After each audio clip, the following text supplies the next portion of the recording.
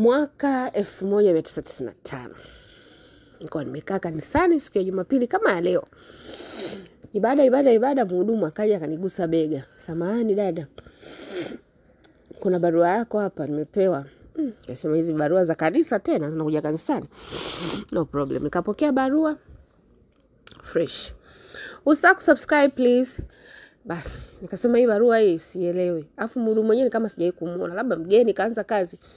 Nitaifungulia nje. Tutoka nje ibada imeisha. Nikasema ngoja nifungulie hapa kama ni bomu nilipukia hapa.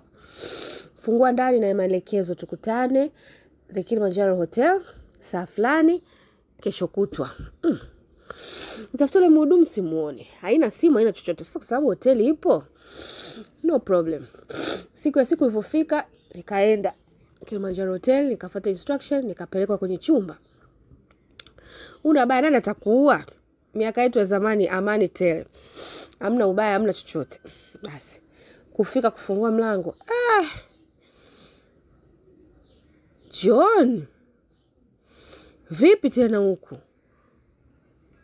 Wewe tuliambiwa umekufa wewe.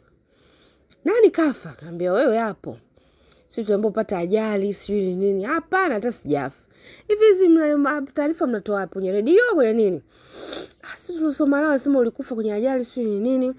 Basi nikamkumbatia rafiki yangu John wa siku nyingi jamani. Tulisomaga naye huko.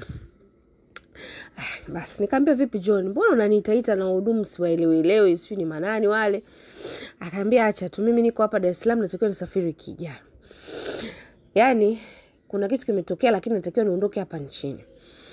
Yaani natakiwa niende kwa baba yangu, ameniita kwa ajili ya kunikamilishia mirathi yake huko Uingereza. Kwa hiyo nimepostpone ndege kwa sababu ya hili tukio lilotokea. Sasa nikiangalia mtu kunisaidia hapa Dar es Salaam sioni.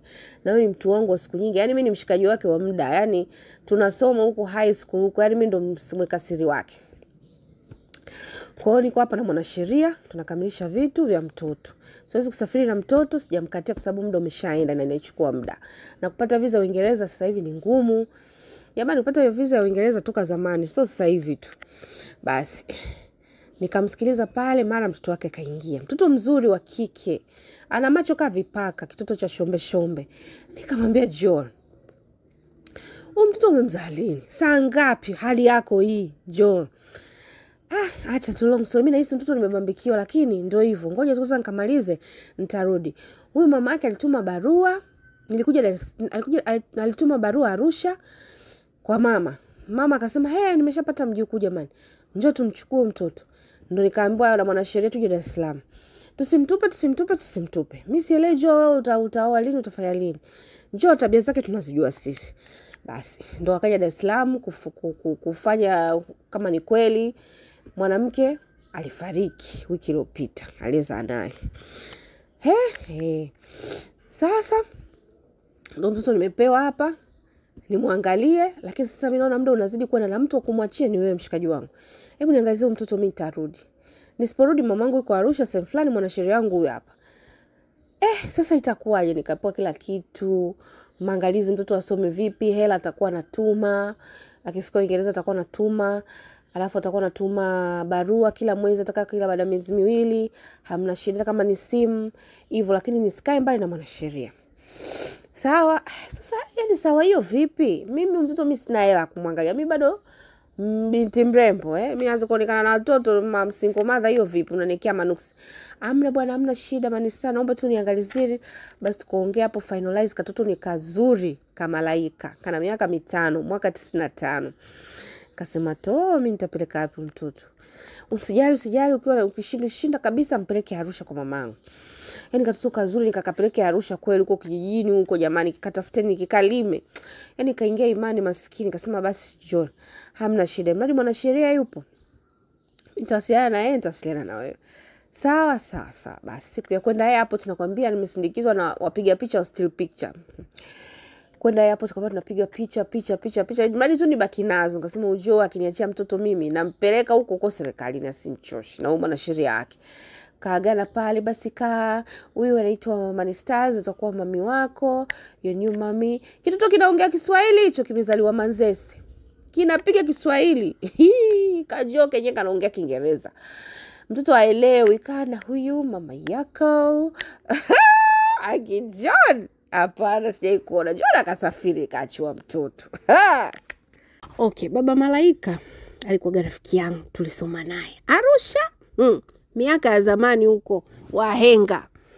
Sasa kule Arusha baba Malaika anaitwa John, John, John. Lakini alikuwa anajitaga Joe, Joe. Unajua mambo ya ubrazameni zamani. Na sisi tulikuwemo, sio kama nyie saizi. Juma anaitwa Juksi. Na sisi tulikuwemo jamani. Basi Joe alikuwa kwenye familia, amezaliwa kwenye familia kitajiri. Babake alikuwa mzungu, mamake alizaa na wazungu, wale wazungu wa zamani wale.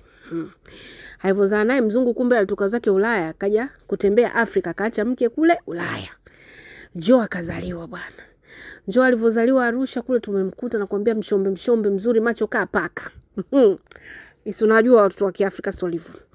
Sasa Joe babake alikuwa mtu wa, yani unajua wazungu walivyo yani wazungu mnajua walivyo bwana, msinicheleweshe. Hivyo sasa Joe kwa miaka ile yani alikuwa outstanding, kila mwanamke anamtaka, handsome. Lakini mimi hata nilikuwa sishoboki, you know. So unanijua mimi move zangu. Tall, black and ugly. Hivyo. Kwa hiyo watu weupe na nyeupe waga zinivutii kabisa. So anashangaa kwa nini yani mimi simshobokee. Akaja akanitania, "Wewe, kwa nini unishobokee?" Nikamwambia kushobokee kwa kitu gani? Hiyo bimacho kaa paka. Au hiyo miguu minene kaa tofali. Akacheka kaanguka chini. Akaniambia unaitwa nani? Nikamwambia naitwa Manista. Utaitwaje Manista? Nikamwambia wewe utaitwaje Joe? Joe ni nini? Unanyonyesha au unanyonya?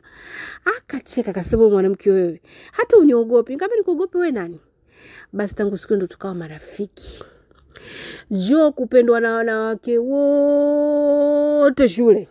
High school. Mimi naongelea high school. Hiyo form 5 naita form 6. Kupendwa na wanawake wote ikamkera. Kwa hiyo babake akaja akarudi Uingereza. Joe akabaki na mamake hapo Arusha. Mamake Mpare, lakini anaishi Arusha. Kwa kule Arusha akawa amenunua mashamba na nyumba wamejenga kule Simanjiro. Si unanielewa? Joe nakwambia nilikuwa nagongesha wanawake, kagonga wanawake mpaka kamaliza shule nzima. Wakaingia na walimu nao vierero wanataka kupita. Kwa mimi story za Joe nilikuwa nazo mimi. Siri za Joe anaruka ukuta anaenda kuchapa mtu nilikuwa nazo mimi. Sio kaitwa sio mtihani, kapewa mtihani na mwalimu vinoti, kahitajiwa majibu, tunafaulu wote. Lakini mimi nilikuwa na akili jamani, hata sikuhitaji vinoti. Hivyo Joe asomi yeye ni wanawake starehe. Unajua watoto wa Kiafrika jamani. Ikafika sasa sehemu Joe akachoka wanawake.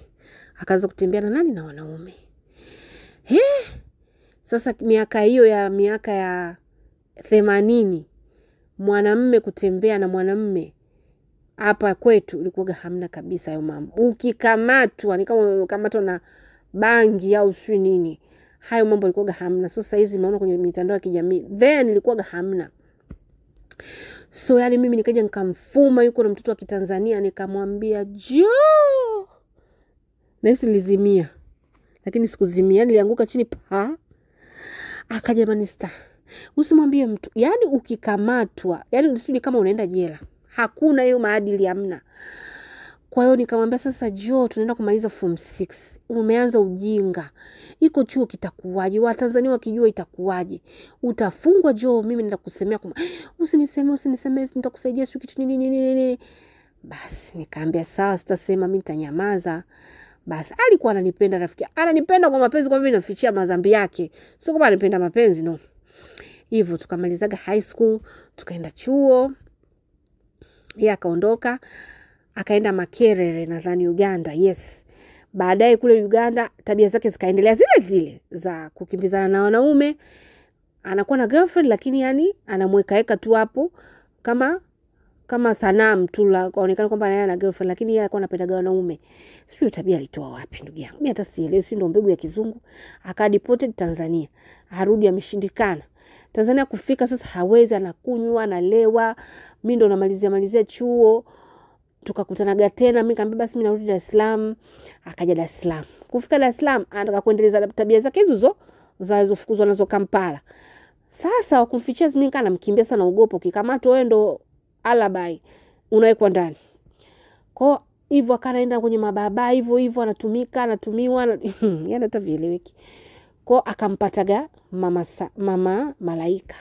Mama Malaika alikuwa Ahmed tip top. Kwa hiyo alimfuma akamwambia nitakusemea, akamwambia usinisemee mimi, hamna bahati mbaya nimeteleza mimi, hamna sisi tunashikaji nini. Kwa ile kumziba akaenda kamgusa ndo kutembea naye kapata mimba. Akaja akamwambia nina mimba yako, akamwambia mimi siwezi kuzalisha mwanamke. Mimi naenda na wanaume. Akakataa kabisa ile mimba. Akakimbia Arusha kwa mama yake. Yule mama Malaika akazaa. Alivyozaa sasa kumbe yule mama Malaika alikuja kupataga ukimwi, akafariki. Alivyofariki mtoto akazaliwa hana ukimwi. Ndio kuandika usia nani mwanangu, mtoto mwanae anaitwa Joe, babake anaitwa Joe yuko Arusha. Kwa barua ikatumwa kwa sababu wao walikuwa wanajulikana Arusha. Ikatumwa, mama yake akaipokea. Akafurahi akasema nina mjukuu yuko Dar es Salaam. Joe nenda. Joe alikuwa shapanga mipango anaondoka nchini aenda zake Ulaya, mama tabia yake haya hajayaacha, amekuwa addicted. Akiendelea kukaa hapa atafungwa. Sijui unanielewa? Hivi vitu havikuepo zamani na ukiuskutwa yani sijui yani Mungu anajua. Kwa hiyo kuja hiyo Dar es Salaam kafikia wapi? Hotelini. Fast anataka pande ndege aondoke. Subutu akaambiwa na mwanasheria wa familia yao, kuna mzigo wako huko sijui tip top nenda kauchukue. Ndo anafuatilia, ndege imeondoka ya kwanza akapostpone baada ya wiki 2 ili aweze kuweka vitu sawa. Baada ya wiki 2 sasa amekuko frustrated. Akasema ngoja tu niingie kanisani hapa ni sawa, ndo kuniona ndo nataka nimsaidie. Muone kweli ujo. Ila usisahau kusubscribe, like na comment. Tuonane tena wiki ijayo.